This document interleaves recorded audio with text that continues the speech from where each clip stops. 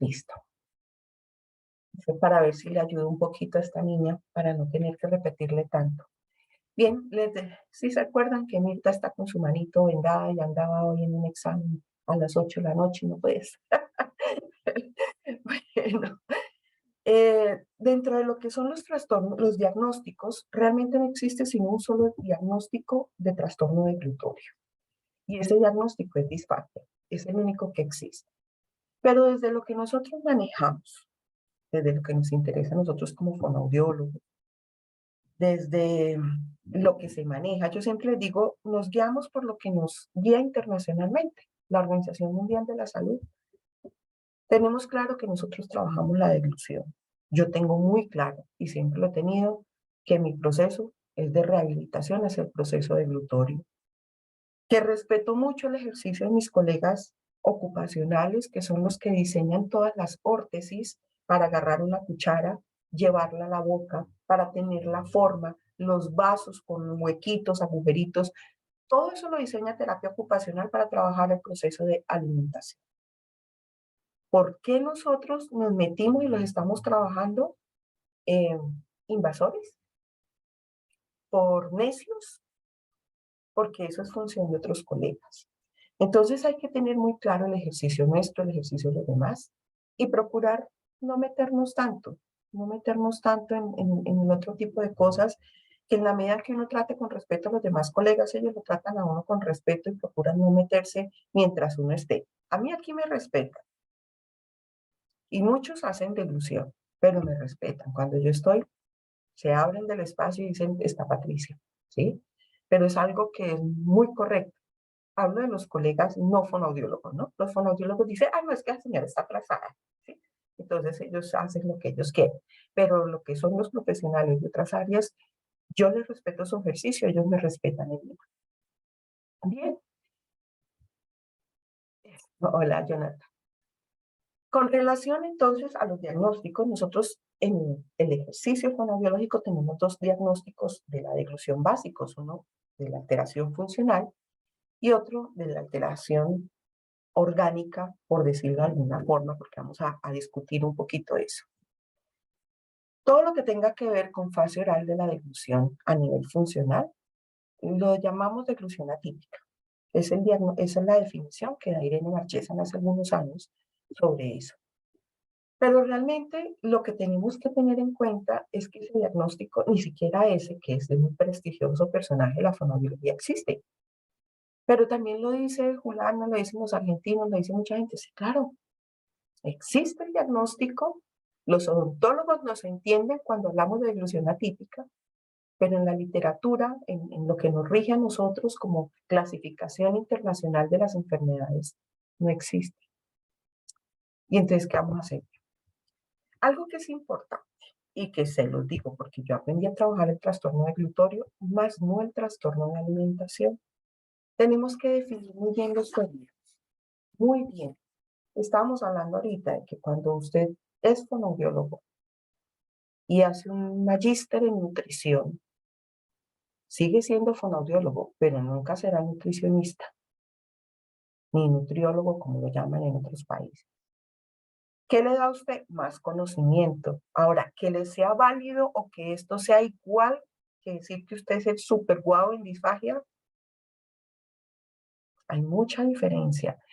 Siempre que nosotros escuchemos a alguien, miremos qué nos puede aportar, miremos cuáles son sus características, qué títulos trae. Si no quieren ver la titulación, porque algunos pues no tienen necesidad de serlo, por lo menos de qué va a hablar. Y es importante que tengamos claro qué es lo que nosotros trabajamos para poder saber qué es lo que vamos a hacer. Yo sé que en el afán que nos genera a nosotros los fonoaudiólogos de generar cosas nuevas, yo sé que en ese afán que se nos genera, pues la gente piensa que si nos vamos a hacer cosas de otros profesionales estamos innovando. Pues no, no estamos innovando, estamos haciendo intrusismo y eso es de lo más feo que hay. Entonces sí tenemos que tenerlo muy en cuenta para cuando nosotros lo vamos a hacer. Alimentación. Obtención, preparación, digestión de sustancias que se usan por el organismo para obtención de energía. Yo lo tengo claro. Todo lo que tiene que ver con proceso de alimentación es todo lo que va de la mano a la boca. Y eso lo hace terapia ocupacional. Hay un micrófono que se nos quedó abierto, no sé de quién sea. Allá. Bien. Entonces, eso es claro. Desde la misma definición, nosotros no hacemos eso. Ni la obtención, ni la digestión, ni estamos vinculados con ningún tipo de esos procesos. La nutrición es el proceso biológico en el que los organismos asimilan alimentos y los líquidos necesarios para el funcionamiento, crecimiento, mantenimiento de sus funciones vitales. Siempre les digo esto y quienes me han oído ya no me han escuchado. Para mí fue impactante el día que una colega en un congreso le pregunta a la nutricionista, muy amiga mía, le pregunta, bueno doctora, ¿y yo cuándo le cambio el insura al paciente? Le dije, perdón, yo de una vez me quedé así. ¿Cambiarle el insura al paciente? ¿Cómo le va a cambiar el insura? Eso lo deciden ellas. Ellas son las que saben qué tantos minerales, qué tantas proteínas, qué tantas grasas, qué tantos oligoelementos necesita un paciente. Yo escasamente alcanzo a decir la palabra oligoelemento, pero ¿qué tanto necesita una persona? No lo saben sino los nutricionistas, los nutriólogos. Entonces, cuando yo veo que la gente se está tomando atribuciones en otras profesiones, ahora entiendo por qué nutrición dice que maneja disfagia y por qué terapia ocupacional también dice que maneja disfagia. Entonces, pues ahí me empiezo yo a cuestionar lo que nosotros hacemos, que es el trastorno de la deglución, el acto reflejo y en parte voluntario, que yo les decía, esta definición tiene que cambiar porque ya desde 2006 se está diciendo que son un acto voluntario y no voluntario, donde van los alimentos de la boca hacia el estómago. Nosotros que nos encargamos que pasen por lo menos de la boca a la faringe y de allí que entren al esófago. Ya lo que pase de esófago en adelante es responsabilidad del gastroenterólogo. Entonces eso es lo que nosotros trabajamos, la deglución. Nosotros no trabajamos ni la nutrición ni la alimentación. Ay, pero es que hay que dar con biberón, pero es que hay que... No, a ver, suave. Vamos a hablarlo suave. Que yo diga porque algunas quieren que el niño siga alimentándose con biberón y que diga cuánto, qué tipo de consistencia o cómo se debe ofertar, no significa que yo alimente. Son dos cosas muy distintas. Y no hay nada que me ofusque más que me traigan una compota, me la pongan en la mano y me digan, doctora, aquí se la traje para que siga la terapia. Yo me puedo morir de la ira. Cuando me entregan la comida en la mano me da rabia, porque eso no lo hago yo nunca. Nunca. En mi consulta ustedes nunca van a ver alimento. En mi consulta no. Y eso es algo real. Nosotros no pedimos alimento. Yo habilito vía oral, pero no alimento en mi consulta. Además que porque Secretaría de Salud, la parte de salud aquí dice que para poder usted tener alimento en su consultorio debe cumplir unos requisitos sanitarios de refrigeración y almacenamiento de la comida. Y eso nosotros no lo tenemos. A que la mamita se lo trae, pero usted está alimentando en su consultorio. ¿Usted cómo sabe qué trato le ha dado esa comida? ¿Usted cómo se hace responsable de eso que le va a dar a su paciente? Ahora, su paciente de broncoaspira. ¿Sabe usted, tiene un aspirador en su consultorio para aspirar al paciente? Si usted se atreve a habilitar una vía oral en su consulta, es porque usted tiene un aspirador. Muchos lo hacemos por deporte, muchos colegas. Tráigame la compotica que empezamos mañana, ¿sí? Siempre tengan mucho cuidado con eso porque es muy clara la norma. Diferenciando diagnósticos, bueno, y quiero que la revisen. En Ecuador, por ejemplo, pueden revisar en lo que dice ejercicio de enfermería. Enfermería hace algo que se llama alimentación asistida. Significa que le da la comida al paciente. No es fonoaudiología, no es terapia del lenguaje. Entonces, si algo pasa a nivel hospitalario, porque usted es fonoaudiólogo o terapeuta del lenguaje, le está dando la comida al paciente, ¿quién pierde? Usted. Porque ahí dice muy clarito en la norma de enfermería, enfermería es el que da alimentación asistida, no fonoaudiología. Ay, pero es que es mejor, es que me ponen cualquier cantidad de cosas, es que el tamaño de la cuchara, la forma de la cuchara. Y yo le digo, ¿y cómo come en la casa? En la casa le tienen una sola cuchara, pare de contar. No le van a poner todo lo que usted le está poniendo. Así que mucho juicio con eso. Que yo lo hago es porque me interesa que nos protejamos. No podemos permitir que nos estén echando el agua sucia de cuánta tontera hacen los demás. Porque como todo el mundo habilita vía oral, el agua sucia es para el baboso que trabaja vía oral, que es el fonoaudiólogo. Entonces echémosle la culpa al fonoaudiólogo. El médico habilita vía oral. Sí, que el médico la habilite. Si yo no estoy de acuerdo, yo escribo que yo no estoy de acuerdo. Ay, pero es ir en contra del médico. Sí, pero es que el médico me está pidiendo mi opinión y yo se la estoy dando y se la estoy dando por escrito. Yo no estoy de acuerdo en la vía oral. Ah, no, pero es que el doctorcita, mire, es que el paciente ya pobrecito, ya es hora que coma, usted sí es muy malo, usted no tiene corazón, usted no tiene corazón porque el paciente yo creo que ya puede comer. Pues doc, yo sinceramente con lo que le he visto no como, pero si usted quiere, hágale, es su decisión. Y tenemos que tener pantalones con nuestra profesión. Yo no le digo al médico qué hacer, espero que él tampoco me diga qué hacer. Y si me dicen que ya es hora de alimentar, hágale doc, es su decisión mía, no. De mi parte no, pero hágale, hágale. Si usted se siente tranquilo y seguro, hágale. Pero donde ese paciente se complique es un problema para el médico, porque usted ya advirtió que no está de acuerdo. De lo contrario, si usted habilita la vía oral y el paciente se complica, el problema es de quien habilitó la vía oral. En este caso, del fonoaudiólogo que de tonto se puso a hacerle caso a cuanta tontera le dice todo el mundo. A los hombres, y aquí hay dos, los cogen mucho enfermería. Ay, doctorcito, mire que yo le hice una pruebita con agua y pañuelas. Tranquilito, dele que eso fluye, eso solito va comiendo el paciente. Doctorcito, mire que no sé qué, doctorcito, mire este paciente, doctorcito. Y ellos sintiéndose doctores también hacen mucha cosa. Y las que las mujeres somos manipuladoras muchas veces. Y allí les toca a ustedes empezar a hacer el quite porque si no, los cogen y los, como decimos aquí en Colombia, los marranean. Es decir, se las aplican, los hacen sentir lentos porque los manipulan terriblemente.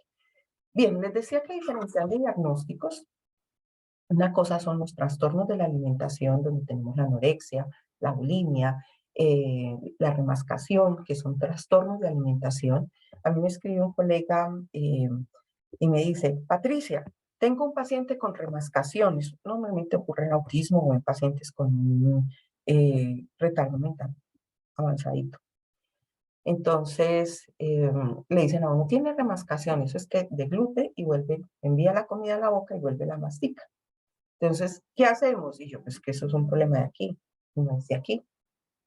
No tenemos nada que hacer, más de la psicología. Pero no tenemos que hacer. Yo digo, pues de poder hacer, podemos hacer muchas cosas. La cuestión es que eso es de psicología, eso no lo solucionamos nosotros. Es remascación, eso es autismo, ¿sí? Entonces, para que lo tengamos muy en claro. La deglución atípica, que no existe, pero que es algo que ya sabemos que es funcional, y la disfagia, que es el trastorno como tal de la deglución. En el trastorno funcional de la deglución es un trastorno miofuncional en la fase oral de la deglución de las mismas estructuras que componen el sistema estomatognático y participan en el mismo proceso deglutorio. O sea, es un trastorno funcional de la deglución en la fase oral. En resumen, es eso.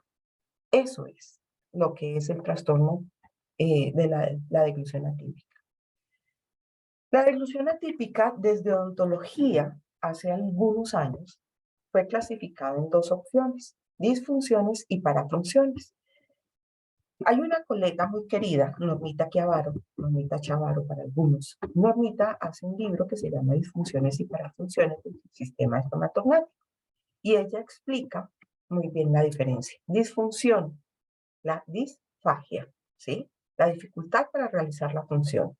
Parafunción son todas aquellas funciones que pueden hacer que sí haya proceso deglutorio, que sí haya ciertas cosas, pero que no es correcto.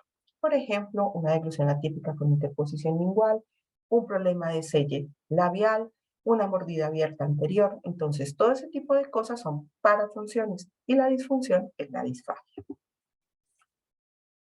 La deglución atípica es definido por estos autores italianos como un problema biofuncional que consiste en una posición alterada de la lengua durante el acto deglutorio. Realmente no es solo de la lengua, tiene que ver con problemas de diferente índole, incluyendo hábitos que son los que llevan a eso. Tenemos entonces que dentro de los trastornos de las parafunciones está el trastorno de la oclusión, la interposición lingual, la masticación, el sello labial, la disfunción temporomandibular y tal vez lo más importante, los hábitos orales, donde tenemos la succión digital, tenemos también todos los hábitos de succión, todos los hábitos de masticación, el apretamiento, el bruxismo, todo este tipo de cosas. Entonces, dentro de las parafunciones tenemos todas estas características que tenemos aquí. ¿Por qué es importante que tengamos en claro esto? Porque todavía mucha gente presenta confusión entre lo funcional y lo orgánico. Entonces, una deglución atípica que está más relacionada con el tipo de oclusión, de las alteraciones oclusales que se generan, pues para nosotros es un lío por todo lo que nos trae en consecuencia, pero es funcional, o sea, tiene arreglo. Mientras que mucho de lo que nosotros vemos en disfagia, aunque podemos arreglarlo, es orgánico y es de difícil manejo. Entonces, entre los trastornos estructurales del labio, lengua, mandíbula, maxilar, mejilla, hioides, laringe, tenemos obviamente el frenillo lingual como el papá de la mayoría de los que nos acogen, ¿no? Siempre les digo, antes de mandar a cortar un frenillo, piensen en cómo está posicionado este sistema estomatognático y una vez lo organicen, ahí sí, remitan para el corte del frenillo, pero antes de eso no lo hagan.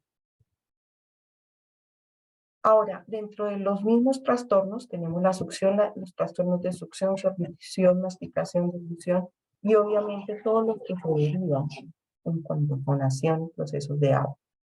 Entonces, cosas que uno empieza a notar. Yo recién egresada trabajé mucho voz y por cuestiones obvias era el trabajo con mi hermana, la odontóloga, entonces pues tenía vinculación con ciertas características odontológicas y las dos compartíamos consultorio. Entonces yo me empecé a dar cuenta, por ejemplo, que muchos de mis pacientes de voz, que eran maestros, tenían deglución atípica. Que muchas de las disfonías bien malucas tenían interposición lingual. Entonces ya empieza uno como a decir, esto no es solamente de una función, sino de varias funciones.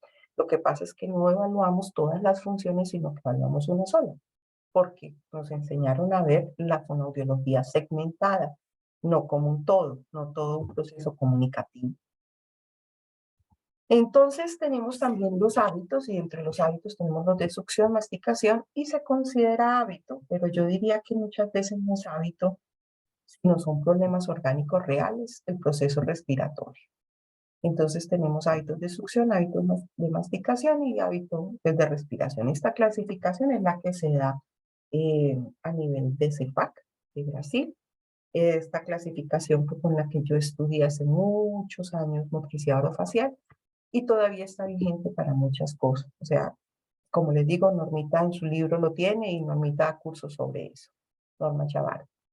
Según la Organización Mundial de la Salud, entonces, ¿qué es la disfagia? Hablemos de la disfunción. Es la dificultad para tragar que puede resultar de un trastorno neuromuscular o una obstrucción mecánica. Es decir, puede ser orgánico, eh, puede ser neurogénico o mecánico. Esa ya la tenemos clara. Hay dos tipos de disfagia, la orofaringia, según lo que dice la Organización Mundial de la Salud, no Patricia Cedeño, ¿sí? La disfagia orofaringia debido a mal funcionamiento de la faringe y del esfínter esofágico superior y la esofágica debido al mal funcionamiento del esófago. Todo lo que suceda de esfínter esofágico superior para abajo pertenece al gastroenterólogo, tiene escritura pública de gastroenterología. Se lo digo porque sé que hay colegas, lo sé, de aquí de mi país, hablando del manejo de la disfagia esofágica. Y yo le digo, ¿en serio? ¿Ustedes están manejando la disfagia esofágica? ¿Y qué dicen los gastroenterólogos? Porque es que eso tiene firma. tiene propiedad privada y nosotros no podemos meternos con nada que tenga que ver con esófago.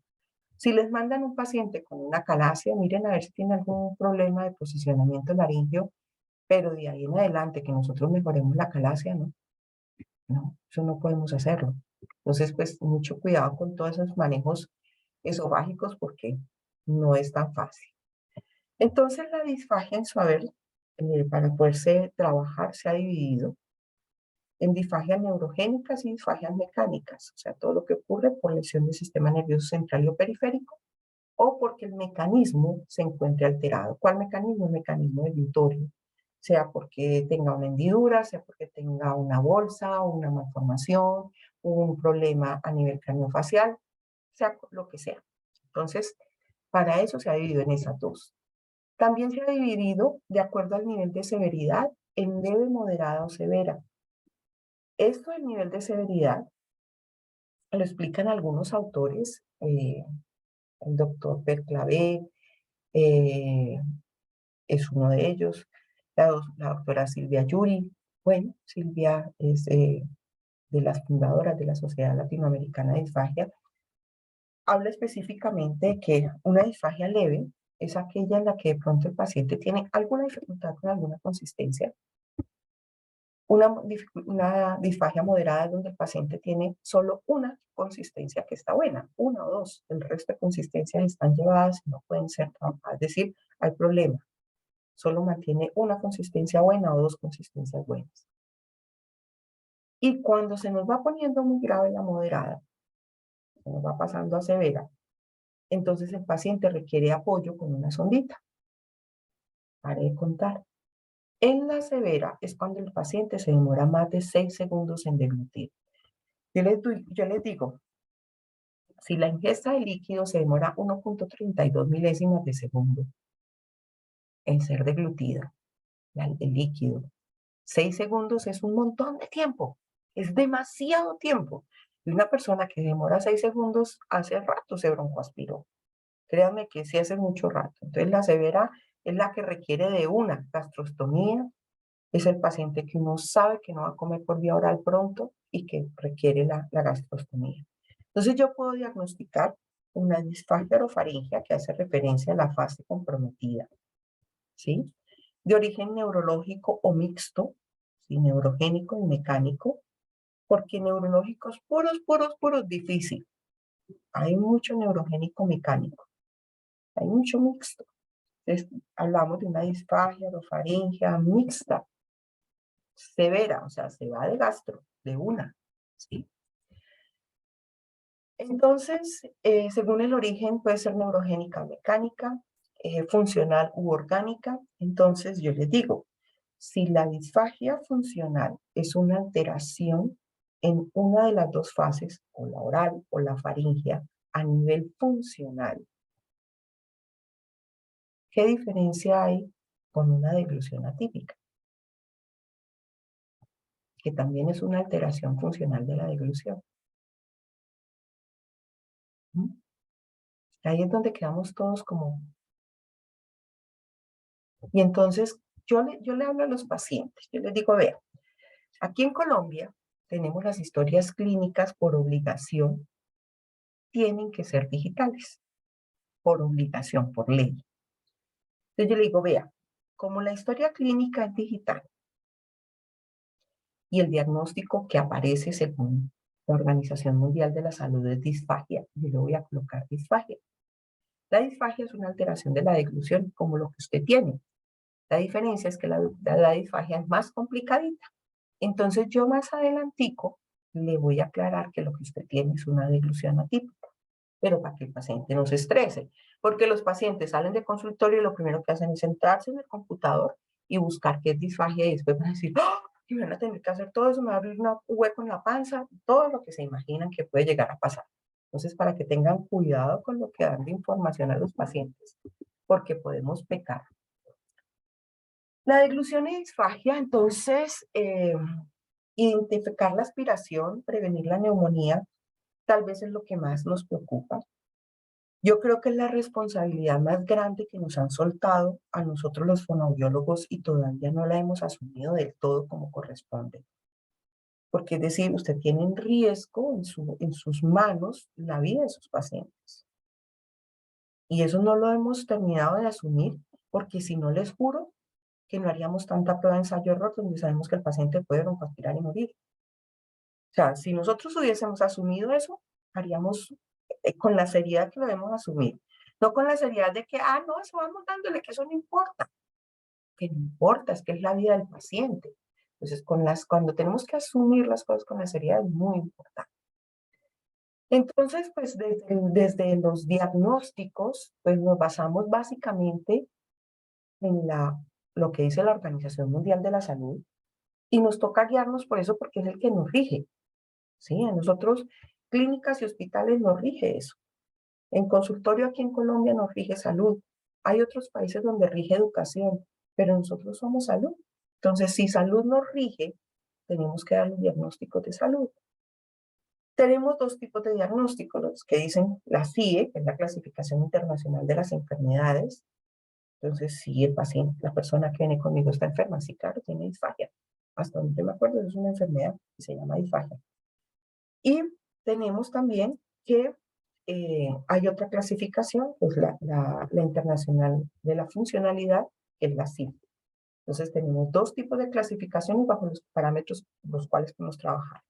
En salud se trabaja con la CIE, en discapacidad se trabaja con la CIF.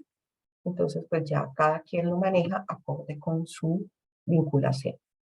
Desde lo que dice la CIE 11, es el último que salió, y por qué no lo hemos implementado, no sé, pero eso es lo que dice la CIE 11.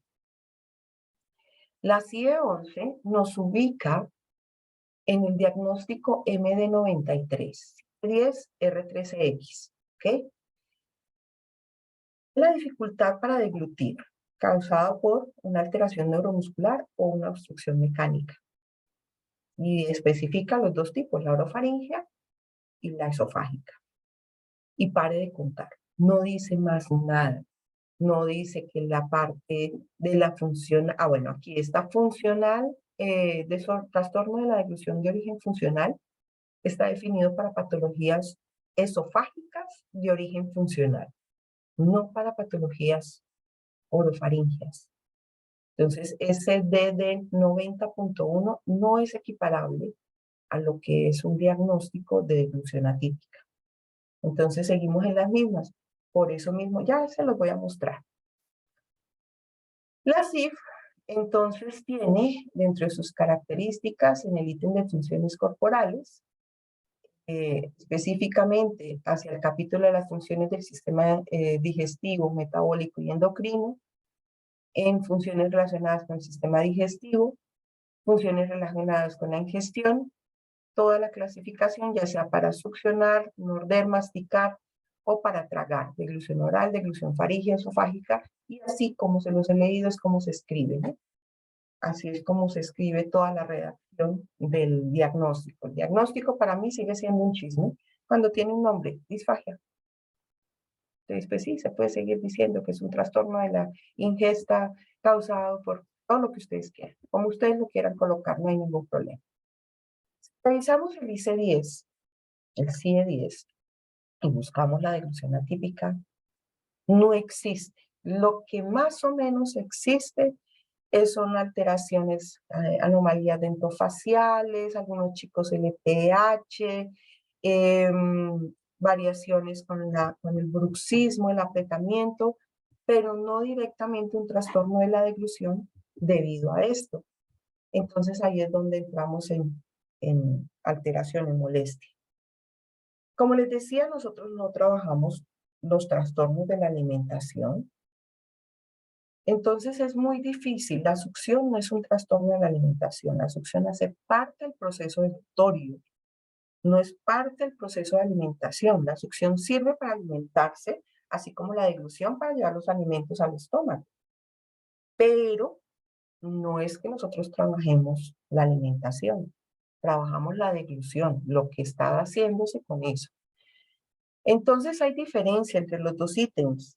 Y lo mismo en la escritura, porque hay mucha gente que dice que es lo mismo, ¿no? No es lo mismo feeding que swallow. Nunca, nunca va a ser lo mismo feeding que swallow.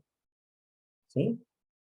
Entonces tenemos diferentes tipos de diagnóstico que se dan especialmente para niños con trastornos de la alimentación. Entonces, un niño que come lento o se alimenta lento es un problema de alimentación. Sí, pero puede ser debido a un problema de succión, a una incoordinación. Ahí es donde tenemos que definir si tiene o no tiene disfagia. Un chico que no me coordina la respiración con la deglución tiene disfagia. Hasta donde yo me acuerdo, eso es disfagia. Eso no es un problema de alimentación, es disfagia. Y como tal hay que tratarla. Que no es algo neurológico, no, no, no. O puede ser debido a un proceso neurológico. Entonces hay alteraciones, por ejemplo, el vómito. Nosotros no trabajamos la parte del vómito, no trabajamos, como les decía, la remascación, no trabajamos todo lo que tiene que ver con anorexia, con bulimia. Entonces no nos metamos a decir que trabajamos trastornos de la alimentación porque eso no es cierto. Eso no es real. Nosotros trabajamos el acto deglutitorio. Eso es lo que trabajamos. Desde el mismo proceso de succión, la masticación, todo lo que implica y que hace parte de la valoración. Vamos a ver un poquito de valoración clínica del neonato para tener en cuenta las características del bebé, porque ayer yo asumí muchas cosas, pero sé que tengo gente nuevecita y nos toca tenerlo en cuenta. Entonces, hacia la valoración clínica, les insisto y vuelvo y se lo repito, y quienes ya tomaron algún curso conmigo saben que yo hago diferencia entre screening y evaluación clínica. Que usted ponga a un paciente a que diga, a usted se le llorosean los ojos cuando come, usted se atora cuando come, eso es un screening. Eso no es valoración clínica y hace parte de la sintomatología y los signos del paciente, más no de la evaluación. La evaluación es otra historia. Entonces, un screening lo puede hacer cualquiera, ¿sí? Un screening lo llena el médico, lo llena enfermería, lo llena cualquiera, pero eso no es una valoración. La valoración es lo que nosotros hacemos. La valoración implica un diagnóstico o aseverar un diagnóstico que estaba presuntivo, como una disfagia interrogado, estaba presuntivo, nos llamaron y nosotros decimos, sí, tiene disfagia. ¿Ok? El screening nos permite establecer el riesgo de padecer cierta condición, es decir, el screening nos permite detectar que usted pueda llegar a tener disfagia, pero no nos permite dar el diagnóstico de disfagia. Entonces, cuando llenemos un screening, que son los que normalmente le dicen, a usted se le llenan los ojos de lágrimas, usted tose cuando come, usted se le baja los niveles de saturación cuando come, es un screening, ¿ok? Los screening permiten saber si hay riesgo de que usted tenga disfagia. No es que nos esté dando el diagnóstico. Para el diagnóstico tenemos que hacer la evaluación. La evaluación clínica es la recolección de datos generales que nos permiten establecer un diagnóstico. Es la función más importante que tiene el fonoaudiólogo porque es precisamente desde allí que se nos permite averiguar los datos, analizar los signos y síntomas, encontrar unos hallazgos, determinar un diagnóstico y establecer un pronóstico e indicar nuestro manejo terapéutico. Entonces la valoración clínica tal vez es de lo más importante que nosotros hacemos. Ahí sí retomo la palabra de Gaby, el ojo clínico. El hecho de que usted vea desde que entró el paciente y lo analice cómo camina, cómo viene su laringe, cómo le habla, cómo es la voz, todo eso. Desde el momento en que va entrando, está diciendo este paciente tiene así, asá, asá, asá. Le está pasando esto, le está pasando esto otro, presenta dificultad con cierto tipo de alimentos, este tipo de alimentos son los que tienen lío. O sea, eso es lo que hace la evaluación clínica. Ahora, siempre que nosotros hacemos estas comparaciones, es importante que nosotros veamos que si bien es cierto, son mucho más fáciles los screening, obviamente, no nos van a permitir tener la certeza del diagnóstico. Entonces ahí sí, bienvenida sea la videofluoroscopia, porque por lentos, en lugar de hacer una valoración clínica, hicimos un screening. Entonces, sí, no sabemos, suponemos que tiene disfagia, suponemos, porque no fuimos capaces de hacer una valoración clínica, entonces pues sí que nos hagan que nos hagan definitivamente la videofluoroscopia, porque ¿para qué? Si yo no tengo la capacidad para hacer una valoración clínica. Entonces, la diferencia entre pruebas de detección y pruebas diagnósticos es muy clara. Esto está muy definido. El propósito de las pruebas de detección: detectar posibles indicadores de enfermedades. Pruebas diagnósticas: establecer la presencia o ausencia de enfermedad. ¿Qué enfermedad? La disfagia.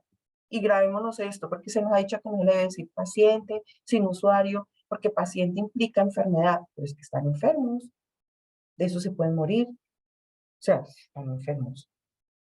Yo no sé de dónde sacamos tanto romanticismo en las palabras, que ya todo se volvió como tan elevado que no somos conscientes de que sí están enfermos. O sea, sí. Y por eso es que manejamos la disfagia como si fuera cualquier cosa. Un gran número de asintomática, pero potencialmente en individuos de riesgo es donde se aplica. Normalmente las pruebas diagnósticos son para pacientes que están sintomáticos y tienen el riesgo de ser positivos para la enfermedad. O sea, eso es lo que nosotros estamos pensando.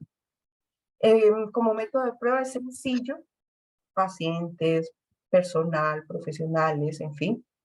Y las pruebas de diagnóstico pueden ser invasiva, costosa, pero es para establecer precisamente el diagnóstico. El umbral del resultado positivo generalmente es de alta sensibilidad al screening, pero pues es que el diagnóstico tiene disfagia, no hay de otra. El resultado positivo en las pruebas de detección indica sospechas, el otro es diagnóstico definitivo, y el costo, normalmente la valoración vale más. Y eso es algo que nos tenemos que meter aquí. Lo dice la literatura, la valoración vale más. Nosotros cobramos los mismos 20 pesitos, para no decir palabras. Las mismas tonteras de siempre.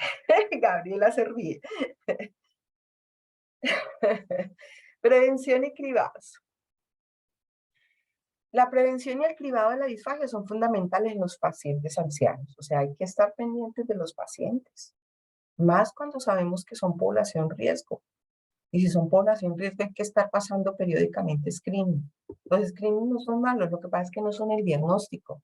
Ellos nos van a avisar que tenemos que hacerlo. Podemos encontrar test y screening y exámenes objetivos, que pueden ir desde la misma, el paciente observa que por la boca se le escurre saliva, hasta el examen completo del órgano fonoarticulador que nosotros hacemos. Este es un examen de órgano fonoarticulador.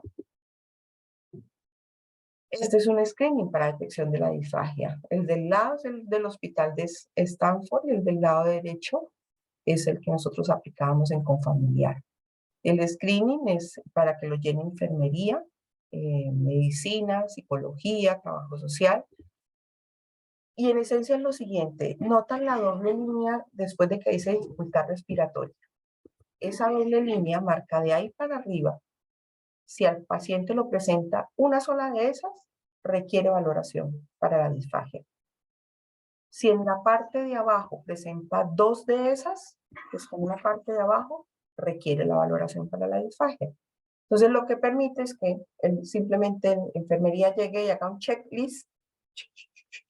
Listo, el paciente no tiene nada de esto o presenta traqueostomía, remita, debe tener disfagia, remita, sencillo, ¿sí? Y lo mismo, presenta atragantamiento y comida en cavidad oral, requiere valoración por fonoaudiología. Y si presenta uno de arriba y otro de abajo, pues por obvias razones, de que presente uno solo de arriba, requiere valoración para la disfagia. Entonces, para mí es un screening muy válido a nivel hospitalario. Nos permite detectar fácilmente que un paciente presenta disfagia. Yo normalmente lo explicaba a enfermería, me sentaba con ellos y les decía: con solo que cumplan estos, tiene que. Los otros dos, con dos que cumplan, lo remitimos. Entonces, para que lo tengamos en cuenta, es sencillo, es fácil para el personal y no tiene que complicarse mucho la vida. Pero tenemos también otra serie de pruebas que, si bien es cierto, no son específicamente para detectar disfagia, son para detectar qué tipo de consistencia alimenticia tiene. Entonces nos permite evolucionar en un momento dado. O sea, existen diferentes pruebas que están en la literatura Este caso es la FOIS, la escala funcional de la ingesta vía oral, y tenemos la escala de la calidad de la deglución, tenemos todo lo que sea numérico para nosotros es bueno porque es epidemiología. Y esos son estudios. Y lo que nos diga que nosotros estamos trabajando bien, bienvenido sea.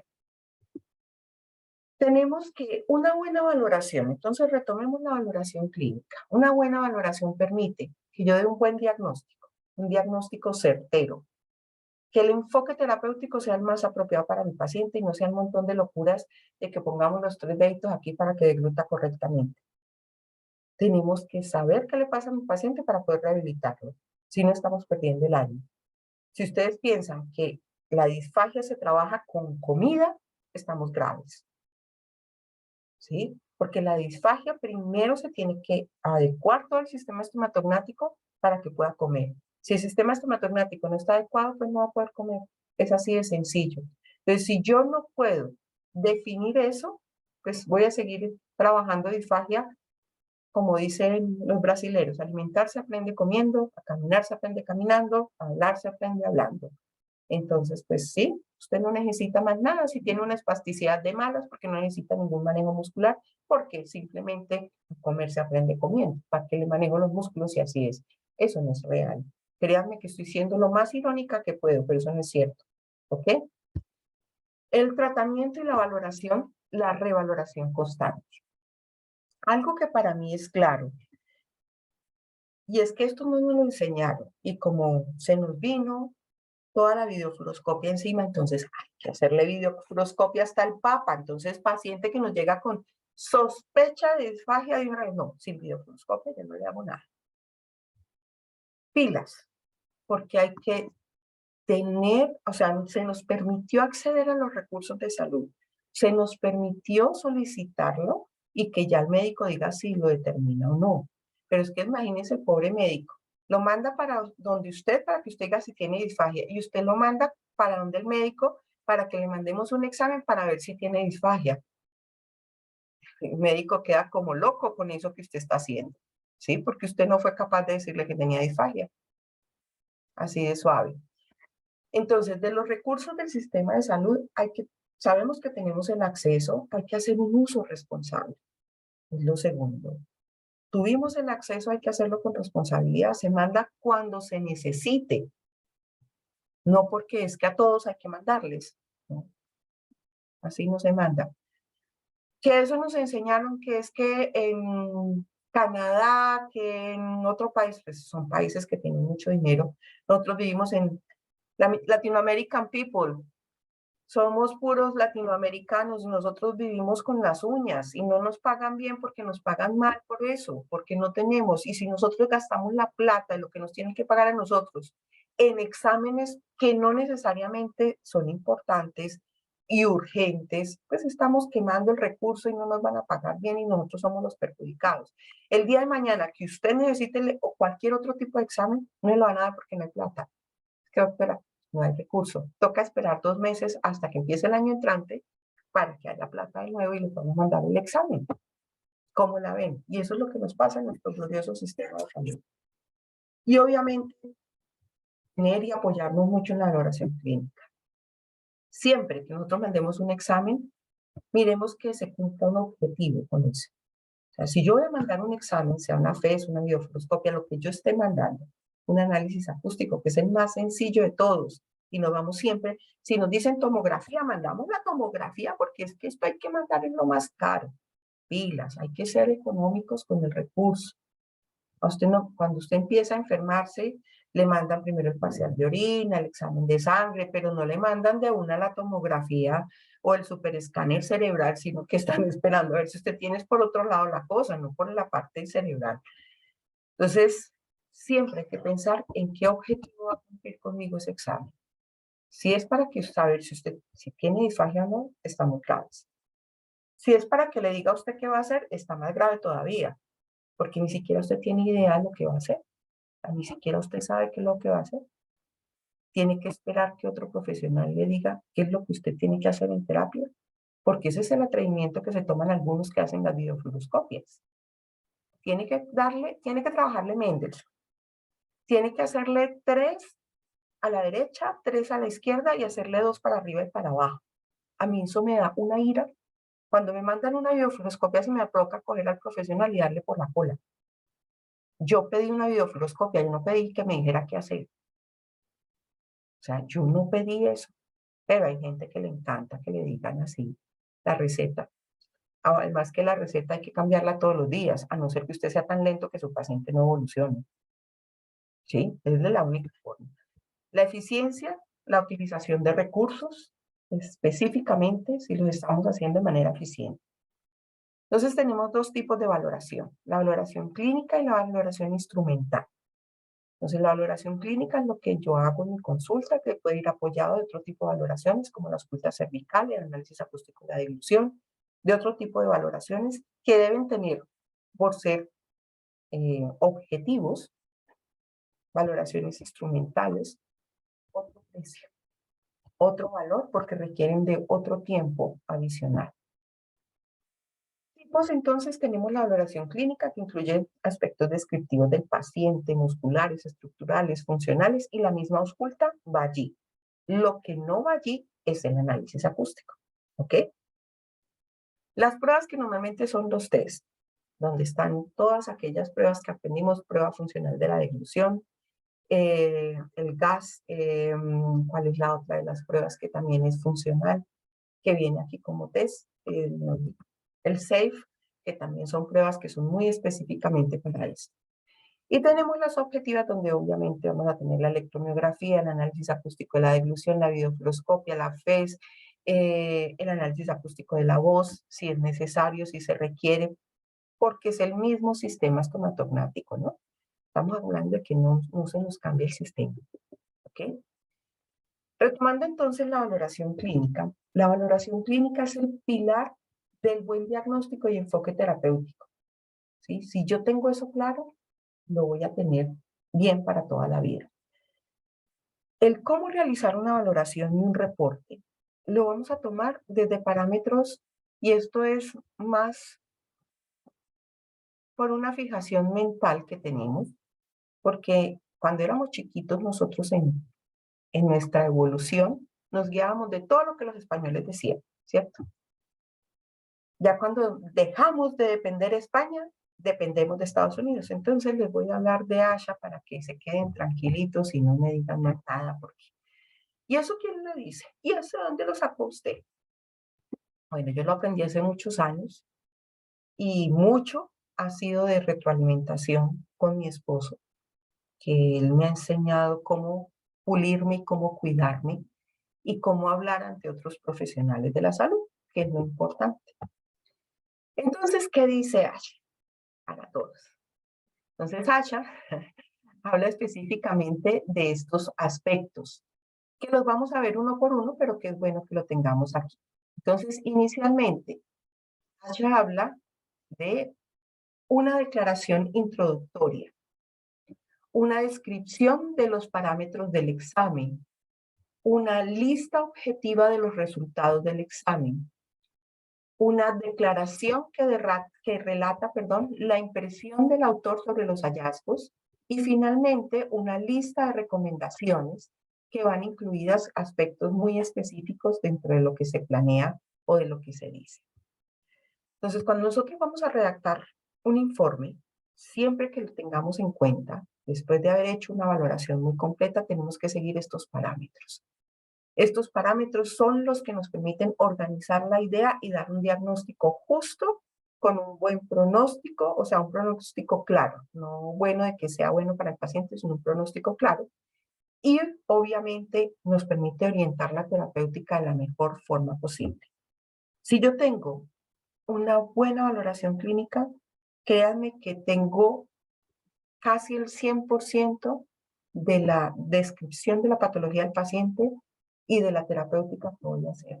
Si no, seguiré echando globitos y yo sigo pensando que nada tiene que ver lo uno con lo otro. En esencia, básico, esto mismo que está aquí, se resume en esto que nosotros hacemos acá. Todo lo que tiene que ver con la identificación del paciente, la parte subjetiva, que es todo lo que el paciente nos cuenta, que es toda esta parte introductoria, la parte objetiva, que es la valoración en sí, el análisis, diagnóstico, pronóstico y por último el plan de intervención. Todo esto que está aquí en estos tres, en este circulito, perdón, nos resume lo que Asha dijo antes.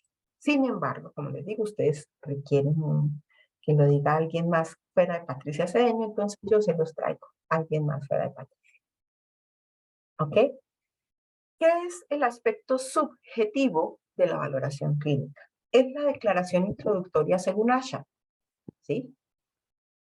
Tiene todo lo que tiene que ver con la historia clínica del paciente y son ellos muy claros, que esté relacionado con la disfagia, no que el señor se peleó con el vecino por culpa del gato y que el gato salió corriendo por unos tejados y que el señor se quedó en la ventana mirando, porque es que eso me echan unas películas todas extrañas. Y yo digo, ¿y eso qué tiene que ver con el proceso de disfagia? Si fuera que el señor se cayó por estar persiguiendo el gato todavía, pero es un cuento todo extraño ahí y eso como que no, pues es que eso es importante, importante para quién o qué es lo que está generando. Entonces el subjetivo es la declaración introductoria y hace parte donde vamos a contar la historia clínica del paciente, cuáles son las quejas subjetivas actuales, qué es lo que le aqueja, que es normalmente el motivo por el cual el paciente consulta. No, pero es que yo me atoro cuando como.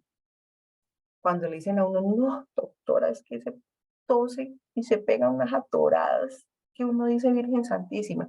O lo traigo porque el doctor dice que necesita que usted lo mire. Y el paciente y el acompañante no son conscientes de qué es lo que está pasando. Todo eso nos va dando información. Antecedentes médico-quirúrgicos relacionados. Es que le operaron el dedo meñique de la mano. ¿Y eso qué tiene que ver con la disfagia? Entonces, pues no sé si era que metía el dedo para la boca en algo, o se empujaba con el dedo la comida, o qué sé yo, pues no es relevante. Entonces, los antecedentes médico-quirúrgicos que sean realmente relevantes y vinculantes con lo que está sucediendo con el paciente. Ay, perdón. Tratamientos anteriores. Se ha estado con otro colega. Ahorita que están tan de moda los equipos y que todo el mundo que se compra un equipo da clases. Pero les digo que tal donde les hubiera tocado las de Costa Rica que llevan tantas horas aprendiendo electroestimulación, 140 horas de aprendizaje de electroestimulación. Imagínense pues. Patri, no se burle. Evelyn es con todo mi cariñito y usted lo sabe. Soy muy mala persona. Ay Dios, pero es que nos pasa cada cosa. O sea, se compran un equipo y están dando un curso de manejo de equipos. Hay uno que tiene impactado un montón de gente porque tiene una linterna, que es como un ventilador, y le metió el cuento de que eso era un láser. Y entonces que el láser es importante porque el láser les va a ayudar y va a hacer un montón de cosas. Y yo vea, pues, por eso es que dañamos la profesión, por cuanto loco aparece diciendo tonteras. Y en cuanto loco le creemos, que es lo más tenaz. Bien. Y lo más importante, la sintomatología subjetiva. No es que yo siento aquí, doctora, vea, es en este punto, aquí, una cosita que cuando yo voy a tragar, me molesta aquí, vea, aquí, en este punto, aquí, justo aquí. Hay otros que lo definen, acá arriba es el punto. Ese tipo de cosas hay que anotarlas. Que el paciente no tiene prótesis, que tiene prótesis, que le sacaron los dientes, con que mastica. O sea, todo ese tipo de cosas que para nosotros son relevantes dentro de la misma valoración y que debemos anotarlas. Una vez tenemos todo eso, tenemos que hacer una semiografía, una completa descripción de signos y síntomas y la presentación desde cuándo lo tienen. Ah, no, señorita, es que él comía mal desde hace como 15 años y uno pensando que es el resultado ahorita de lo que le pasó. Entonces, pues todo ese tipo de cosas son importantes, nosotros lo tengamos muy en claro. A mí me encanta cuando me dicen señorita, me siento polla otra vez. Eh, hay países donde muy lindos le dicen a uno niña y señorita, yo soy feliz. Por eso amo viajar, porque en todas partes le dicen a uno de manera diferente. Cuando me dicen señorita, yo siento repollo. La cronología, la duración que ha tenido esa sintomatología, cómo ha evolucionado, si ha cambiado, si está igual, si antes está peor día a día, todo eso es lo que tenemos que escribir en este punto. Si ha tenido tratamientos con otro colega, como les decía, la parte de manejo de los equipos está haciendo maravillas y nos está mandando unas estructuras muy mal posicionadas. Si ha tenido COVID, si tuvo tratamiento durante el COVID y ahorita es importante porque nos está generando malposiciones laringeas bien especiales. Y el contexto dentro de lo que se produjo, ¿no? Ahora no me van a decir que el gato iba corriendo por el tejado otra vez con el cuento del gato porque les pego, ¿sí? Es cuestión del contexto del proceso de la disfagia, ¿no? Estamos hablando del mismo proceso de la disfagia.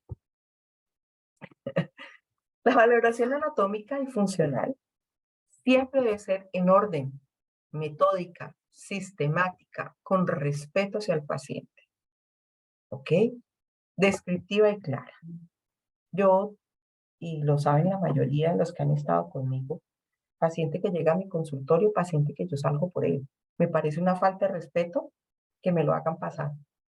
Yo voy por mi paciente. Normalmente salgo y lo busco, ¿sí? Es mi formación, es mi decisión y es mi forma de manifestar respeto.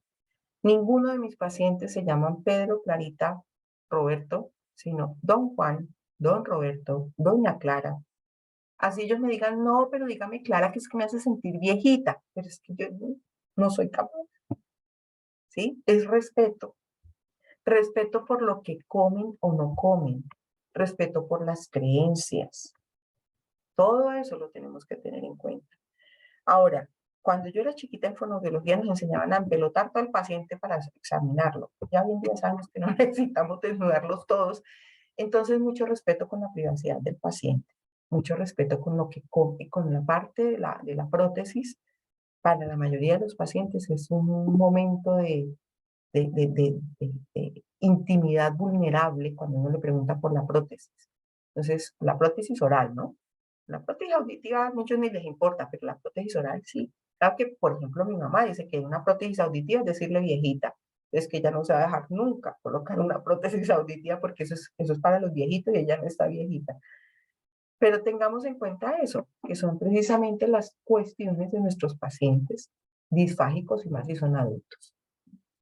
Incluir aspectos de la percepción del paciente, de cómo se siente, de cuándo se atora, de cómo se atora, si necesita líquido, si no necesita líquido. Y si es el caso, pásele el screening. Si se siente más tranquilo, usted pásele un screening. Se le pone el en los ojos, se le pone, pero pues eso no es lo que nosotros estamos buscando. Simplemente anote los signos.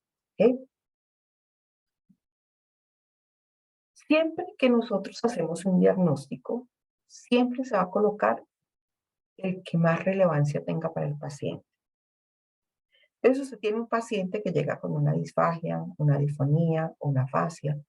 Entonces, cuando yo era chiquita en fonoaudiología nos enseñaron que primero se ponía el más grande, que era el de afasia. Luego se ponía el que seguía, que era disártrea. Luego se ponía el que seguía, que era disfonía. Y disfagia venía a ser como el último. Pero resulta que disfagia es la vida de mi paciente. Y ese es el prioritario. Y ese es por el que hay que trabajar inclusive en hospitalización. Entonces, disfagia va a requerir que yo tenga muy claro que ese va a ser mi primer diagnóstico, sí o sí, nos guste o no nos guste, es el primero que va. Que tiene disartria, que tiene, sí, todo lo demás lo tiene, pero ¿qué es lo urgente? ¿Qué es lo que va a matar al paciente si usted no lo trabaja? La disartria. Lo que lo va a matar si usted no lo trabaja es la disfagia. Entonces, sí o sí nos toca notar ese de primerazo. Entonces, una buena unión de signos y síntomas nos va a permitir dar un buen diagnóstico. Si bien es cierto, el diagnóstico es uno y es claro, es disfagia, es bueno tener en cuenta qué tipo de disfagia o qué características especiales tiene esa disfagia para que yo pueda dar ese buen diagnóstico. Una vez yo tengo todos estos datos, tengo que hacer un resumen, ordenar la información que he tenido, jerarquizar los signos y síntomas relevantes. No es que mi paciente tiene una voz que es trémula cuando hace la I aguda. Y eso, como, ¿qué nos afecta a la disfagia? Y hasta qué punto es tan relevante lo que yo estoy haciendo. Ahora, que es que su laringe está muy posteriorizada, que está muy alta y que tiene una dificultad para los sólidos, bueno, por ahí estamos hablando de otra cosa. Pero tengo que tener muy claro cuáles son los signos y síntomas. Es que tiene dificultad para leer y usa lentes. Es que yo le voy a hacer la terapia con lectura, ¿ok? Entonces yo tengo que tener claro qué es lo que a mí me interesa dentro del proceso de la disfagia, ¿ok? Eso puede ser relevante en un momento dado, claro que sí, cuando uno está trabajando cierto tipo de pacientes. Hay que ser muy claro en qué momento es relevante. Objetivo, es decir, la evaluación como tal, la valoración. ¿Qué vamos a tener en cuenta para la valoración? Los parámetros del examen, los resultados y la impresión diagnóstica es lo que vamos a sacar nosotros en esta parte objetiva. O sea, en la parte como tal de la realización de la valoración o evaluación. Valoración significa que usted va a poner un puntaje. Evaluación significa que usted va a evaluar, no a calificar, sino a tener en cuenta las diferentes características. Se lo digo porque es un término que le corrigen a uno mucho cuando se está haciendo investigación. Usted está haciendo una valoración o una evaluación. Entonces es importante para nosotros tener claro qué es lo que estamos haciendo. Es necesario que usted vea, toque, palpe, oiga la voz del paciente, mida si hay asimetrías, diferencias, registre, escriba, analice, grabe, filme, pero recuerde siempre, fotos, grabaciones y la misma historia clínica son la historia clínica. Y la historia clínica es un documento público. Y esos documentos no se pueden estar colocando en internet. Entonces, ténganlo muy en claro, que no nos pasan más cosas porque Dios nos cuida y sabe que lo hacen porque nosotros somos bestias, somos lentejos, ¿sí? Pero eso pertenece a la historia clínica del paciente y eso es un documento público y requiere permiso para ser publicado. Entonces, pilas con todas las fotos que ponemos de todos los pacientes. Todo eso para ser publicado debe tener consentimiento informado. Ay, pero es que se ve tan lindo cuando ya lo logra, que yo quiero que todo el mundo sepa que yo soy muy buena y yo lo hice. Pues sí, pues échese flores a su ego, pero pida consentimiento informado. Eso es lo único. ¿Ok? Incluir la descripción anatómica. ¿Cómo se encuentra la anatomía de ese paciente? ¿Sí? ¿Cómo está su simetría? Y aquí es donde empezamos a hacer una evaluación completa. Primero, defina la anatomía. ¿Cómo está la anatomía, la musculatura, los labios, las estructuras? Haga una descripción funcional de la musculatura. Es decir, funcionalmente ese músculo está trabajando o no está trabajando.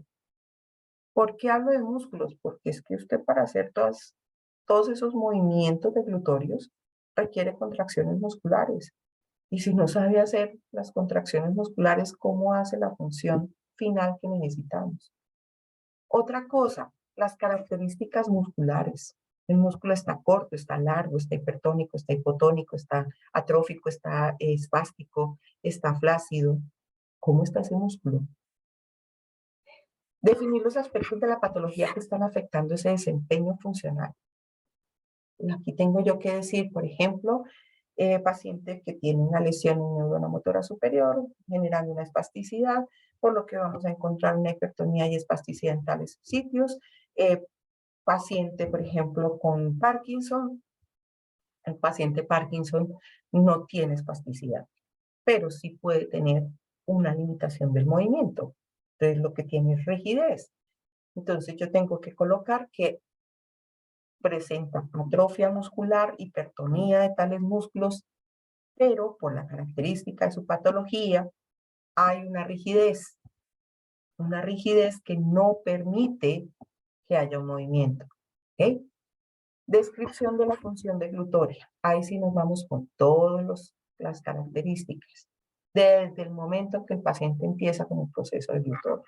Sabemos que el proceso de glutoria empieza con el proceso de anticipación. Entonces, ¿vamos a evaluar la parte sensorial? Sí, sí, claro, la podemos evaluar. Ahora, que sea lo más relevante en la terapéutica, no, porque no todo el mundo tiene problemas sensoriales. La mayoría de nuestros pacientes neurogénicos tienen son problemas motores, más que sensoriales. Entonces tenemos que definir todos los aspectos motrices también. Evaluar la masticación se hace importante y todo el proceso de respiración y coordinación, ingesta, respiración, deglución. O sea, si hay algo que es claro y que nosotros tenemos que hacer es ver cómo vamos a trabajar ese momento en que la respiración y la deglución se tienen que coordinar, porque por lesiones a nivel de tallo, lesiones periféricas, por alteraciones a nivel central, podemos tener problemas respiratorios, arritmias respiratorias, apneas. Entonces nos toca definitivamente definir qué es lo que está pasando, ¿sí? Si no, vamos a estar graves. Si no, vamos a estar perdiendo el año. Porque entonces vamos a seguir pensando en que todo se soluciona comiendo. Entonces, si yo no sé cómo coordina la respiración, qué tipo de respiración por la lesión tiene mi paciente, si tiene apnea, si tiene alteraciones del ritmo respiratorio, ¿cómo le voy a coordinar la respiración con la deglución? Si yo no tengo en cuenta que el paciente tiene una tendencia a la espasticidad, que tiene ciertos músculos que están hipertónicos espásticos, ¿cómo sé que eso va a fluir mágicamente cuando yo le coloque una cucharada en la boca y que no tengo que trabajar la musculatura? Porque pues eso es lo que dicen, ¿no? Entonces, ese tipo de cosas no las podemos permitir, tenemos que ser muy claros en lo que hacemos. Cita, no se ría, que eso es en serio. No me río de eso, sino de algo que nos dijeron por ahí. Que coma nomás. Que le Sí, den nomás gelatinita, que con eso come bien. ese es lo más común, eso es lo que le dicen a uno los médicos, a mí, aquí tenemos un médico que le decimos a lo paisa, porque el señor habilita comida a lo paisa, y yo, ¿cómo es eso? Ah, no, yo le pido que le traigan una bandeja, cualquier cosa, con frijoles, con todo, con carne, con arroz, con papa, y que el paciente empiece, y ahí poquito a poquito hasta que la come todita. Y yo, ya, eso es habilitarle ahora en lo paisa. Entonces, tranquila, Estercita, que si por allá llueve, por aquí no escampa tampoco. Eso es real. Eso sucede en muchas partes. Pero es precisamente por querer no valorar las consecuencias de la disfagia. Y es que la disfagia tiene sus consecuencias que no son fáciles. Desde, pongámosle una mera neumonía, ¿sí? Es que una neumonía es grave. Pongámosle que no se muera. Pongámosle que sea suavecito, que le dé la neumonía. La neumonía es grave. Entonces, yo no sé por qué piensan que la neumonía no importa, sí, la neumonía es grave. Entonces, siempre que nosotros hagamos todo este manejo, ahí sí, lo que dice Lenita es cierto. Lo peor es cuando se topa con colegas que hacen eso, sí, claro. Y como les digo, hay cuánta estupidez en el planeta. A nosotros se nos olvidó que éramos rehabilitadores. No sé en qué parte se nos perdió todo ese proceso. Yo entiendo la situación y entiendo lo que dicen algunos profesionales en cuanto a que la terapia la puede hacer cualquiera, que eso no es sino que a comer dando comida. Pues sí, cuando usted piensa que comer es simplemente poner el alimento en la boca y ya. Pero es que la deglución como tal, como acto, tiene un montón de cosas y características que son muy especiales. Entonces no simplemente, y por eso empezamos por deglución, no simplemente podemos decir que a comer se aprende comiendo. O sea, no, no, ¿sí? Porque es que esa es una frase tan estúpida que están diciendo hoy día. O sea, nosotros no hacemos nada. Porque a comer se aprende comiendo, entonces coma. A hablar se aprende hablando, entonces hable. ¿sí? Y si a caminar se aprende caminando, entonces no importa, tire el muchachito ahí, dígale, papito, usted es cuadrapléjico, camine, porque a caminar se aprende caminando. No, o sea, no, ya salimos, ya rayamos en la estupidez cuando hacemos tanta cosa y nos comemos cuanta tontera nos dicen y nos dice gente que ni siquiera atiende pacientes. Eso es lo más tenaz, porque yo asumo ciertas cosas y miro mucho de quién lo dice. Y lo terrible es que le paran muchas bolas a todo eso. Y se van y lo hacen. Y les importa 5 el paciente. Por el facilismo les importa 5. A mí eso me estresa y me pone bravo. Por eso mejor centrémonos y relajémonos. Les decía, entonces en la observación yo observo la musculatura, las estructuras que forman, que esos músculos me forman estructuras muy específicas y cada una de esas estructuras, cómo funciona individual y en una función específica, en nuestro caso de glución. Ahora, yo les digo una cosa, en un paciente espástico, vamos a suponer que tenemos una atrofia en la musculatura intraoidea, con una espasticidad que nos tiene ese homoioideo así como una piedra, y nos bajó la laringe y nos la dejó muy bajita. Mi pregunta es, ¿solamente la laringe está bajita para la deglución? Es un paciente neurogénico, la laringe está bajita para deglución, articulación, fonación, para lo que ustedes quieran. Entonces no es que solamente esté así para unos, los músculos no sirven para otra función. La A no la hace el homoioideo. Entonces, para la A no habría tanto problema, pero metan una E, una I, que no la hacen otros músculos, que no están, que están totalmente laxos por culpa de ese homoioideo. Entonces, allí es donde entramos a cuestionar y a darnos cuenta de que, a ver, el paciente neurogénico requiere que yo le ponga mis 5 sentidos. Porque el comportamiento de los músculos, cuando yo tengo una disfagia neurogénica, es muy claro. Mi paciente con una lesión periférica de tallo, un SB de tallo, un tumor en fosa posterior, que me afecta a pares 5, 7, 8, 9, ¿sí? Va a tener toda la musculatura que esté vinculada a eso con una flacidez. Significa que en cuestión de 1 mes a 3 meses tengo una atrofia significativa con pérdida de masa muscular grandísima. Entonces el movimiento no va a ser bueno. ¿Cuál movimiento? El movimiento del glutorio. Todos los movimientos que se realizan para realizar un proceso de glutorio. Entonces yo escucho que eso es dando de comer, se va a alimentar, se va a mejorar mágicamente. No, tengo que mirar los músculos. La espasticidad, ¿sí? Mis pacientes de trauma craneoencefálico, algunos pacientes ¿con qué? Con COVID, pacientes con encefalopatías. Yo los voy a tener muy claramente enfermitos con espasticidad. La espasticidad va a estar presente para las diferentes funciones, cualquiera que sea la función. Y yo tengo que saber que si no actúo rápido, ese proceso que tiene de flacidez hacia la espasticidad, que es el primer proceso, me dura menos de 1 mes y que después se me pone espástico y que esa espasticidad me genera una atrofia y que si yo no intervengo en eso, la atrofia va a ser peor para el paciente y me va a generar más compensaciones y más alteraciones y eso no se arregla solamente con comida. O sea, eso no se arregla así mágicamente, solito, no.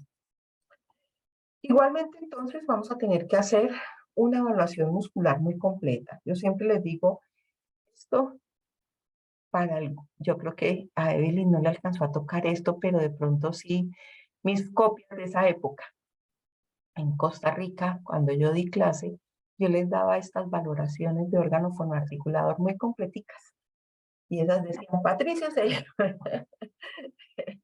y esta pues tiene los músculos, específicamente los músculos que hay que evaluar. Y hay que evaluarlos todos. Esto es historia patria de la fonobiología. Que si yo dejé de dar clase en Costa Rica hace 20 años, pues imagínense, imagínense todo lo que tiene de tiempo esta valoración. La observación, el entender qué pasa, ¿sí? Si yo veo ese cuello Mi paciente me está consultando por disfagia.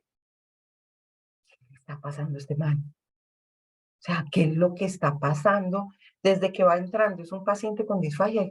Yo tengo que ayudarlo, ¿sí? Tengo que definir primero si puede comer, no puede comer, qué va a comer, qué son sus expectativas y por qué tiene la laringe como tan rara. Yo le veo como que está desviadita para el lado izquierdo, como que está muy bajita, se la noto como muy aquí. Todo ese tipo de cositas que vienen desde la observación, el famoso ojo clínico, cuando uno sabe qué es lo que tiene que mirar, uno sabe qué es lo que va a encontrar en el paciente. Si no, dirían ustedes, es un señor, es otro cuello y pare de contar. Entonces démosle comida, ¿sí? Que es lo que normalmente ocurre. Ahora, yo tengo esta paciente aquí. Esta paciente consulta con nosotros por disfagia y disfonía, ¿sí? Es una paciente post-tiroidectomía. Lo que ustedes ven aquí, en este punto, no sé si se ve la manito, es la cicatriz. Es la cicatriz de la tiroidectomía que está muy fea esa cicatriz. Es una cicatriz hipertrófica que ha generado una adherencia. Entonces vamos a ver qué es lo que pasa con la paciente. Espere que no tiene sonido con ustedes. Espere, yo les pongo el sonido.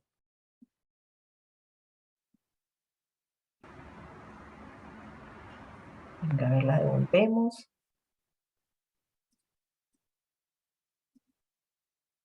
Mi nombre es Luzma Loaiza de Murillo, tengo 63 años.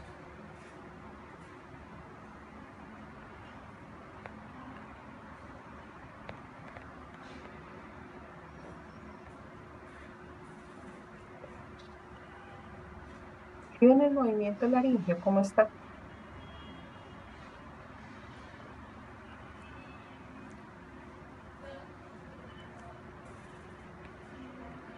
¿Sí ven cómo se demora entre cada toma hasta que puede garantizar su deglución? O sea, ella no hace tomas seguidas, sino que hasta que ella no puede garantizar su deglución, no hace la siguiente. Y esas son cosas que tenemos que ver en nuestro paciente. Ahora, ese movimiento laringio está raro. ¿A ustedes les parece que eso está bien? Es normal Mi para una nombre es persona Luzma Loaiza de Murillo. que tiene estas características. No, no es normal. O sea, ustedes miran y no, no es para nada normal los movimientos, ni la voz, ni nada. Tiene una laringe que está mal posicionada, tiene un ioides alto, un escudo tiroideo muy bajo y un escudo tiroideo que está agarrado a la cicatriz. Ya se los vuelvo a mostrar. Excúsenme un segundito, se lo voy a colocar sin voz, pero es porque quiero y necesito que ustedes vean cómo fluye el ver.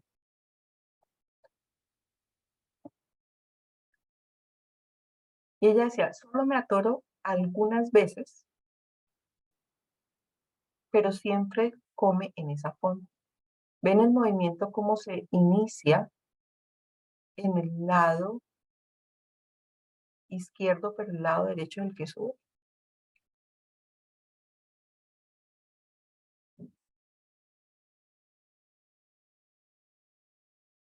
Y cada vez que deglute suena, tiene una simetría en ese movimiento laríngeo. O sea, créanme que esa paciente no está porque llegó bonita con nosotros. Llega con una disfagia y la señora necesita comer de todo. Y obviamente viene con vía oral habilitada, porque pues eso es lo que pasa cuando nos llegan post-hospitalización, nos llegan a consultorio, la vía oral se las habilita a todo el mundo, la vecina, la amiga, el panadero. Sí, señora, el movimiento laringio está bastante limitado y bastante incoordinado. Y tiene en el movimiento momentos en que se fija, o sea, dentro del proceso se queda quieto la laringe. De nuevo se las muestro para que ustedes vean que hay momentos en que empieza el movimiento y se queda como quieta la laringe, como estacionaria. ¿Sí ven? Que se queda como estacionaria, como que queda así y luego continúa el movimiento. Miren. Es algo que dentro del estudio del movimiento yo tengo que definir en qué está fallando. En esencia está fallando en todo. Los infra no se estiran, los supra no se contraen lo suficiente. Se contraen sí, pero no lo suficiente para subir la laringe, porque están muy laxos primero y segundo porque la cicatriz me tiene atrapada el escudo tiroideo. Entonces, pues ahí es donde nosotros entramos en crisis y solito se va a arreglar. No, es la cicatriz, sí, tiene razón Pilar, es cierto, es la cicatriz. Resultados de la valoración. Primero, sea objetivo. No escriba lo que a usted le parece que puede llegar a pasar. Sea objetivo, lo que vio, ¿sí? Se movió, no se movió, presentó esta incoordinación, se quedó detenido en el tiempo, que fue lo que yo les decía ahorita. Solo escriban los resultados obtenidos. No se ponga a suponer que esto le va a pasar si no se escribe. No, no. Lo que usted observó, si el paciente tosió después de la deglución, escribe, tosió después de la deglución. Describa en orden y en manera secuencial lo que sucedió. Entonces, el paciente tomó primero pues el vaso, entonces uno dice, al inicio de la deglución se evidencia. Entonces, múltiples intentos deglutorios. Aseguramiento de la cicatriz. No hay desplazamiento dioideo al comenzar el movimiento. Hay un momento en que se estaciona la deglución. Tengo que seguir todo el proceso hasta que termina, incluyendo que hubo recuperación respiratoria y no se evidencian signos de broncoaspiración, porque eso no lo vi. En mi examen no lo vi. Que yo dudo que pueda comer bien, pero no significa que lo vea. Yo no estoy viendo eso. Yo tengo que escribir lo que yo veo en la valoración. No tengo que suponer, sino escribir lo que veo, lo que escucho, lo que estoy graficando. Ya las etapas de la deglución en su descripción. En la fase oral se evidencia esto. En la fase faríngea se evidencia esto y esto. Determine el momento en el que se presenta el riesgo deglutorio. Se lo dije yo, el momento en el que se estaciona, se limita el movimiento y hay como una etapa en que para la deglución. En ese momento es el momento del riesgo de broncoaspiración. Y dar la impresión diagnóstica, no chisme. Aquí es donde empiezan. Según los hallazgos, lo que nosotros vemos es que a partir del proceso deglutorio se encuentra una dificultad en la fase oral y que es manifestada por un movimiento lingual. Eso es un chisme, eso no es un diagnóstico. Diagnóstico, disfagia, punto, ya lo tienen, claro. Orofaringia, neurogénica, mixta, no chisme. Se ponen a volver a dar toda la evaluación en el diagnóstico y eso les soy muy clara, a los médicos les choca. Y así no se leen. Ellos, cuando ustedes observen a un médico leyendo un informe, es muy simpático. Ellos empiezan leyendo el informe y si ven que tiene mucha carreta, se van para el final. Conclusiones, recomendaciones, al final. Porque ellos no están acostumbrados a leer todo eso y no les importa. Realmente lo que les importa es lo que ustedes tienen para comunicarlo. Y esa es la cuestión, por eso hay que escribir solo lo necesario. Cuando yo era chiquita en fonoaudiología, nos decían que los informes tenían que ser muy completos. Y eran informes eternamente largos, de 30 hojas. Y yo decía, ¿cuándo alguien se va a leer eso? Yo creo que hasta la supervisora de práctica le costaba leerse los informes. ¿Sí? Importante, el análisis y el plan de intervención. Ahí sí es cuando una vez uno ha dado ya el diagnóstico, se viene y se establece un pronóstico sobre todo si estamos hablando de vía oral, posibilidades recuperatorias de la vía oral, sí lo podemos hacer, no. Y eso está implícito en varias cosas, el nivel cognitivo del paciente, las características, por eso vamos a ver vía oral aparte, porque eso lo necesitamos tener muy claro. Si yo puedo habilitar la vía oral, qué características tiene la vía oral, puede comer de todo, no va a poder, requiere un complemento nutricional porque lo que va a ingerir por vía oral no le garantiza una buena nutrición. Y eso tenemos que ser muy correctos. Una compota cada 2 días no significa que esté comiendo bien, ¿sí? O sea, esa broma se la hice hoy a una colega que está muerta de la risa porque está en el grupo, ¿sí? Pero es algo cierto. Una compota en un día no nos garantiza una vía oral. Está haciendo, sí, pero que necesita soporte nutricional porque eso no significa que esté comiendo bien. Entonces tenemos que hablar con nutrición y remitir a nutrición porque la deglución no es suficiente para garantizar una buena nutrición. Y eso lo tenemos que ser claro y remitirlo a nutricionista para que ellos manejen sus productos. Las características del diagnóstico, por ejemplo, más para los que manejamos fijaciones laríngeas, tener en cuenta que aquí es donde decimos, bueno, de acuerdo a lo que nosotros encontramos, el paciente no puede vía oral con espesos ni vía oral con alimentos adherentes porque no tiene un buen movimiento faríngeo. Eso lo tenemos claro. Entonces, dentro de la característica de mi diagnóstico, teniéndolo claro, que fue lo que yo encontré en la valoración, entonces yo especifico que ese diagnóstico es una disfagia, pero que no debe ser manejada con alimentos adherentes tipo compota, tipo papilla, que es lo que más se acostumbra a mandar. Recomendaciones al médico, si hay algo que recomendemos, por ejemplo, considerar vía alternativa de alimentación, que eso es lo que hacemos. Se recomienda considerar vía alternativa de alimentación. Esa es la forma en que se escribe cuando uno sugiere una gastrostomía, una sondita nasogástrica o lo que sea. Es importante que aprendamos a decirle al médico qué es lo que nosotros pensamos, sin dar una orden. Entonces, sugerir considerar vía alternativa de alimentación es sugerir que necesitamos que nos acompañe el proceso con una sondita. Importante también sugerir qué tipo de vía alternativa. Entonces, entre paréntesis se escribe SOG, ¿sí? SNG, sonda nasogástrica, sonda orogástrica, ¿sí? Gastrostomía percutánea, GB. ¿Por qué? Porque eso es lo que yo le estoy pidiendo al médico que me ayude. Porque sí podemos recuperar la deglución, lo que pasa es que no va a ser suficiente para el paciente y necesitamos la vía alternativa de alimentación. Entonces, siempre que ustedes coloquen eso, tengan en cuenta eso. Así como cuando hacen el informe para retiro, se sugiere considerar retiro de vía alternativa de alimentación, dado que el paciente presenta características deglutorias suficientes para mantener una eficacia en el proceso. Le va a permitir nutrirse adecuadamente. Entonces ya uno dice, se sugiere retirar vía alternativa de alimentación. ¿Sí? Pero tenemos que tener en cuenta las dos cosas. Pero si hay algo en lo que tenemos que ser así, rayados y cuadrados, se indica nada vía oral. Cuando creemos que nuestro paciente no debe comer, indicamos que no vía oral. Es en el único momento en que indicamos nada vía oral. ¿Sí? Médico, ¿qué? El problema del médico.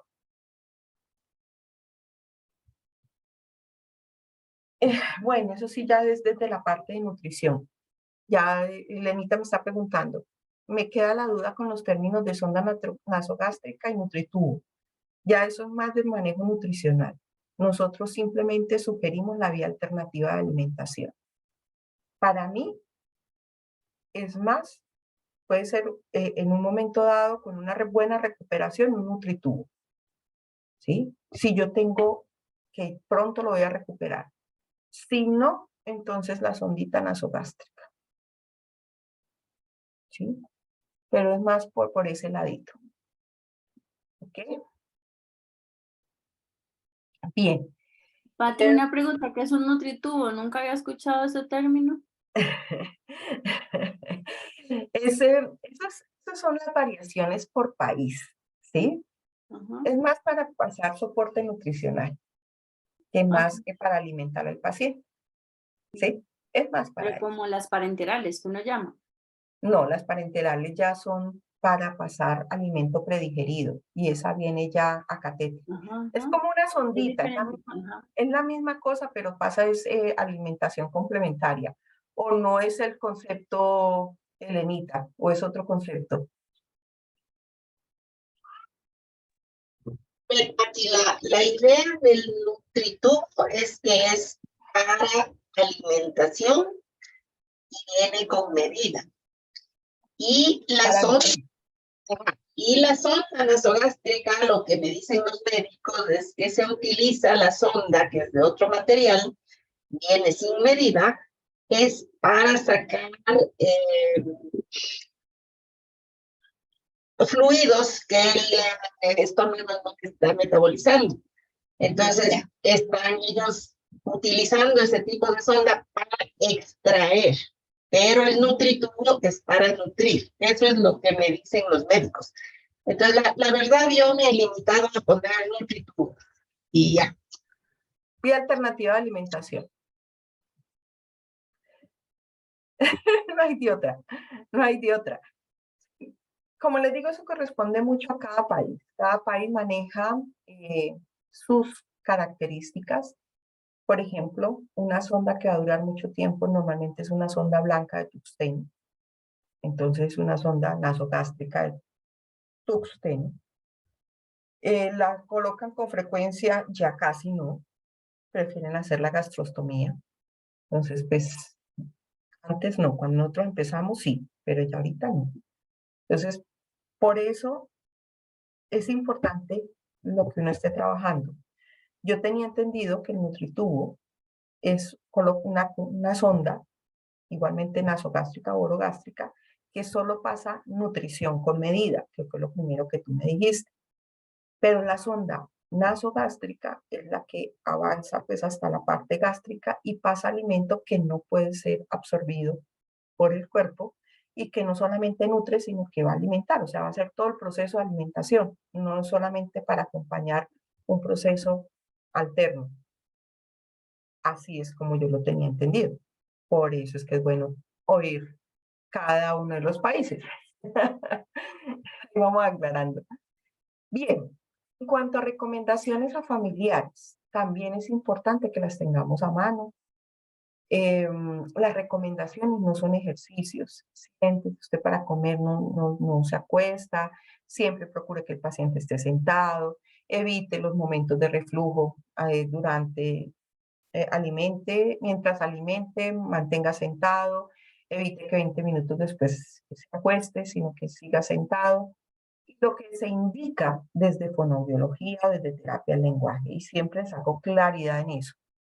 Si ustedes vienen con una remisión, el médico les mandó a ustedes el paciente, ustedes recomiendan al médico tales cosas. La sonda, la vía oral, que inicie terapia. Pero en fonoaudiología se indica que le hagamos la maniobra de Mendelssohn, que le trabajemos la laringe, que le trabajemos esto. O sea, lo que se indica es lo que nosotros vamos a hacer en fonoaudiología. No lo que el médico va a hacer, porque nosotros no le podemos decir al médico qué hacer. Nosotros al médico le damos recomendaciones, sugerimos, ¿sí?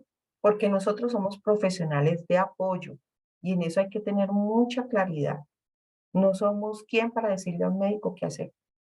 Y eso es algo que debemos tener muy claro. Defina la vía oral. Es importante para usted y para el paciente definir qué vía oral va a dar. ¿Sí? Si el paciente ya viene con vía oral, entonces usted tenga claridad en eso y escríbalo. Lo que no se escribe es como si no se dijera. Entonces, si usted no escribe, pero sí le dije al paciente, pero no escribió. Y si no lo escribe es como si no se lo hubiera dicho. El paciente le olvidó apenas puso un pie en la puerta de la calle. Entonces, todo lo que usted escriba es lo que se ha dicho. Lo demás no existe. Y eso es muy importante, sobre todo para procesos donde tenemos que habilitar vía oral. Su paciente ya viene con vía oral. O sea, ya se lo mandaron y viene con vía oral. Y usted sabe que esa vía oral lo puede perjudicar. Entonces, usted escriba eso. Paciente que viene con vía oral habilitada, no es prudente que realice cierto tipo de manejos con cierto tipo de alimentos. Se hará lo posible por mantener la vía que se autorizó, porque uno no es quien para desautorizar un médico, ¿sí? Uno puede decir no va a comer, pero no significa que no lo esté desautorizando. Ya el médico decide, ¿sí? Uno no puede decirle, no, es que el doctor se equivocó y entonces venga, le quitamos la vía oral. No, toca tener y más bien procurar por acelerar el proceso de rehabilitación para que el paciente no se broncoaspire. Eso es lo que nos toca hacer, cuidarle la espalda a los que hacen ese tipo de cosas, incluyendo los colegas nuestros.